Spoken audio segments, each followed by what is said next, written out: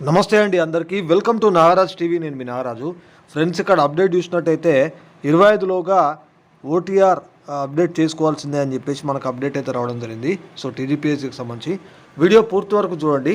ఉన్నటువంటి ఇన్ఫర్మేషన్ ప్రకారం మీకు ఈ వీడియో అయితే ఇస్తూ ఉన్నా.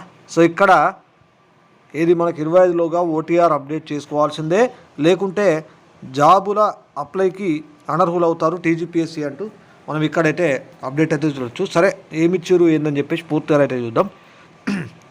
రాష్ట్రంలోని నిరుద్యోగులు వన్ టైం రిజిస్ట్రేషన్ ఓటీఆర్ డేటాను తప్పనిసరిగా అప్డేట్ చేసుకోవాలని టీజీపీఎస్సీ స్పష్టం చేసింది. ఎవరైతే తమ ఓటీఆర్ వివరాలను అప్డేట్ చేసుకోరో వారు రాబోయే కొత్త ఉద్యోగ నోటిఫికేషన్లకు అప్లై చేసుకోవడానికి వీల్లేదని తేల్చి చెప్పిందంటూ ఇక్కడైతే మనకి ఇవ్వడం జరిగింది. సో నేను ఒకటైతే ముందుగా కోరుకునేది ఏంటంటే నోటిఫికేషన్లు కూడా తొందరలో ఇవ్వాలని చెప్పేసి నేను కోరుతా ఉన్నాను. ఎందుకంటే చాలా రోజుల నుండి ఎదురు చూడడం కూడా అవుతూ ఉన్నది. మన నోటిఫికేషన్లు అయితే పెద్దగా ఏమి ఇస్తలేరు, కానీ ఇక్కడ ఓటీఆర్ మాత్రం అప్లై మన ఇది మనకు డేటాను తప్పనిసరిగా అప్డేట్ చేసుకోవాలని మాత్రం ఇక్కడైతే చెప్తా ఉన్నారు. సో ఇక్కడ వాస్తవానికి గడువు ఈ నెల 9తో ముగియాల్సి ఉండగా అభ్యర్థుల సౌకర్యార్థం 25వ తేదీ వరకు పొడిగిస్తున్నట్లు టీజీపీఎస్సీ చైర్మన్ బుర్రా వెంకటేశం సోమవారం ఓ ప్రకటనలో వెల్లడించారంటూ కూడా మనకి ఇక్కడైతే ఇవ్వడం జరిగింది.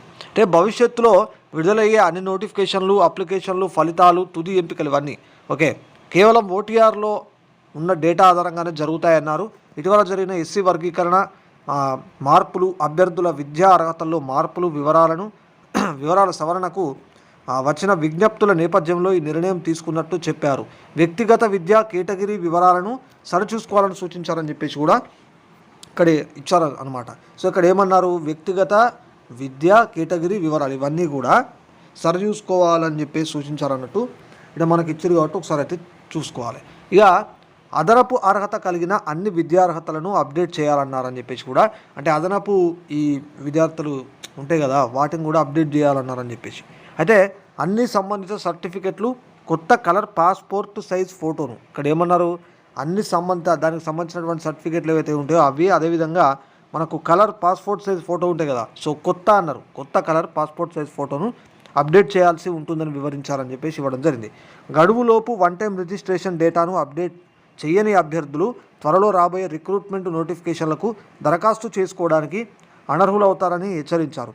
వివరాలను అధికారిక వెబ్సైట్ ఇక్కడ చూడండి www.tgpsc.gov.in ద్వారా అప్డేట్ చేసుకోవాలని బుర్రా వెంకటేశం సూచించారని చెప్పేసి ఇవ్వడం జరిగింది. అంటే ఈ అఫీషియల్ ఈ వెబ్సైట్లో మనం ఈ యొక్క ఇది మనకు ఉంటాయి కదా అప్డేట్ చేసుకోవచ్చు అనమాట వీటికి సంబంధించి డేటాను. ఓకేనా? సో ఇది మనకు టీజీపీఎస్సీకి సంబంధించినటువంటి అప్డేటు. సరే, అప్డేట్ అయితే చేసుకోవాలంటున్నారు ఓటీఆర్ని కాబట్టి 25లోగా అప్డేట్ అయితే చేసుకోవాలన్నట. సో గమనించండి. సో ఇదండి ఉన్నటువంటి ఇన్ఫర్మేషను. నోటిఫికేషన్లు అయితే తొందరలో ఇవ్వాలని చెప్పేసి నేనైతే కోరుతూ ఉన్నాను. వీడియో కూడా నచ్చినట్టయితే లైక్ చేసి షేర్ చేయండి. మరిన్ని అప్డేట్స్ కోసం ఛానల్ని సబ్స్క్రైబ్ చేసుకొని ఫాలో అవుతుండండి.